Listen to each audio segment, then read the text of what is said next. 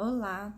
Hoje eu quero trazer aqui para vocês um assunto que é um dos mais perguntados no meu Instagram, nas minhas redes sociais, que é como eu faço para escolher a clínica de midwife e se eu indico alguma clínica. Então, para responder essa pergunta, eu preciso apresentar para vocês as opções que a gente tem de assistência obstétrica aqui na Holanda, porque a maioria vai conhecer as clínicas tradicionais, então eu quero trazer as outras opções também. Mas vamos começar pelas clínicas tradicionais, que é o que a maioria conhece, que são essas clínicas de bairro que a gente vê, que tem espalhadas por todas as cidades, que eu vou chamar de clínica tradicional, são consultórios, enfim, práticas, mas eu chamo de clínicas e chamo de tradicionais porque são mais comuns e elas normalmente funcionam em grupo. Eu tenho aqui umas colinhas que eu vou de repente olhar para não esquecer de nada. Elas funcionam normalmente em grupo, um grupo de parteiras, de normalmente 5 parteiras, uma média, pode ser um pouquinho mais, um pouquinho menos, e elas atuam em forma de rodízio. Isso significa que ao longo do seu pré-natal, você vai conhecer todas, o ideal, né?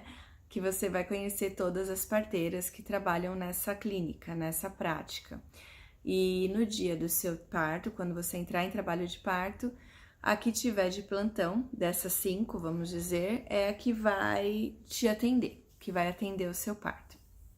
Então, elas atuam normalmente seguindo protocolos, elas seguem meio que uma cartilha de protocolos e não varia muito de clínica para clínica. Então, quando a gente fala dessa categoria, vamos classificar assim categorias, que são essas clínicas tradicionais, varia muito pouco, especialmente em termos de protocolo dessas condições. Por exemplo, trabalhar em rodízio, que vai atender a parteira do plantão.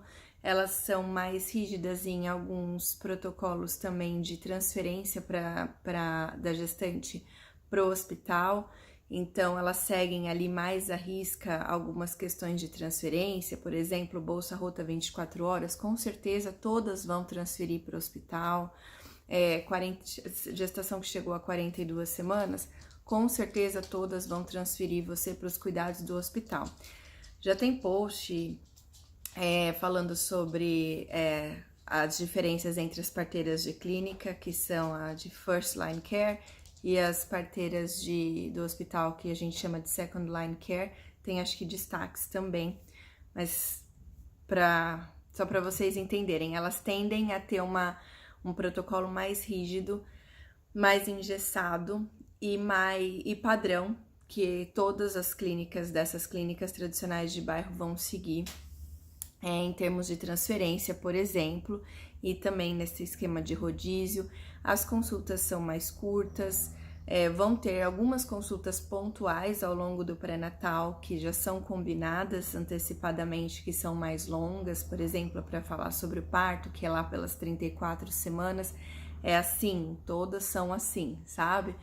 E as outras consultas são mais curtas, são mesmo só para fazer o exame físico e não para conversar muito, tirar algumas dúvidas mais pontuais, mas o atendimento tende a ser muito parecido, muito similar, especialmente em termos de protocolos. É óbvio que a gente está falando de atendimento que pessoas oferecem e pessoas mudam, são diferentes, e vai ter sim suas peculiaridades, suas diferenças, até dentro da mesma clínica, dentro das parteiras de uma mesma clínica, mas por padrão é mais ou menos, elas atuam mais ou menos igual. Uma questão desse tipo de parteira de clínica também é que o seguro cobre 100% a maioria dos seguros cobrem 100% do atendimento. Acho que todos, na verdade, porque é o atendimento básico, né, de assistência pré-natal. A outra opção de assistência que a gente tem são as parteiras solo. Elas trabalham, como o próprio nome diz, sozinhas. Então, são mulheres parteiras que decidiram trabalhar por conta própria. E elas não necessariamente precisam, nesse caso, atender nenhum protocolo de atendimento, não precisam seguir esta cartilha que eu mencionei que as outras parteiras de clínica trabalham. O que isso significa é que elas tendem a ter um atendimento mais individualizado, elas individualizam essa mulher e atendem essa mulher de forma mais individualizada mesmo, não tem outra palavra, para não ficar repetitivo. Então, é como se as clínicas pegassem todas as mulheres e colocassem no mesmo grupo, seguindo ali uma cartilha de protocolos, e as parteiras solos tendem a individualizar o atendimento. Essa é uma característica. Elas trabalham de forma independente, o que significa que não tenho como falar para vocês como eu tive como falar das clínicas, elas fazem isso, isso, isso, isso, isso. Com as parteiras solo eu não tenho como falar, porque cada uma vai fazer e atuar e trabalhar da forma que bem entender. Então, características delas, elas trabalham sozinhas, ou seja, ela que vai te acompanhar durante o pré-natal e também até o parto e o pós-parto. Então, não tem rodízio nem nada, normalmente elas trabalham sozinhas. Tem algumas que vão trabalhar em dupla, até em trio, mas normalmente é o backup que elas vão ter, né? Uma das outras vão ser um backup em algumas situações. Normalmente elas vão sempre ter uma que é a sua principal, e aí talvez tenha aí um backup caso ela esteja em algum outro parto, em alguma emergência, isso sim. Mas as parteiras solos normalmente trabalham sozinha ou no máximo com uma outra que é um backup. Mas de novo, pode mudar, tá? Isso não é regra, porque elas não seguem nenhum protocolo, nenhuma cartilha. Uma outra coisa que elas têm também elas podem ter alguns extras, por exemplo, havendo a real necessidade de você ser transferida para o atendimento do hospital, e isso não é uma coisa que elas podem flexibilizar, algumas podem ser que vão te acompanhar também, e assim, ainda que elas não sejam suas responsáveis, mas você vai ser responsabilidade da equipe do hospital, elas ficam com você até depois do nascimento do bebê. Mas isso não é padrão, não é de todas. Cada uma vai ter um extra, são extras, e aí você vai ter que, se tiver interesse, procurar por elas e entender. As consultas tendem a ser mais longas também, consultas de até 1 hora durante o pré-natal.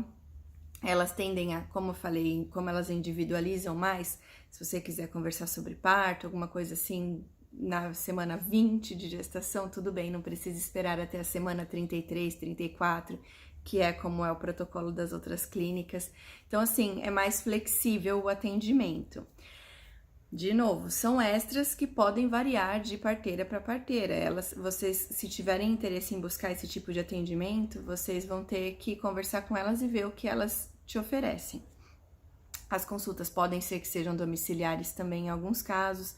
Enfim, tem uma variedade de extras aí. Em relação à cobertura do seguro, vamos ver algumas que o seguro vai cobrir 100%, que ela não cobra nenhum extra, além do que o seguro já cobre, mas vão haver algumas que cobram extra por alguns serviços. Então, o seguro vai cobrir o pré-natal básico, o pré-natal tradicional, e aí, por exemplo, eu faço consultas de 1 hora, ou de, sei lá, X muito mais tempo, então para isso eu cobro um extra.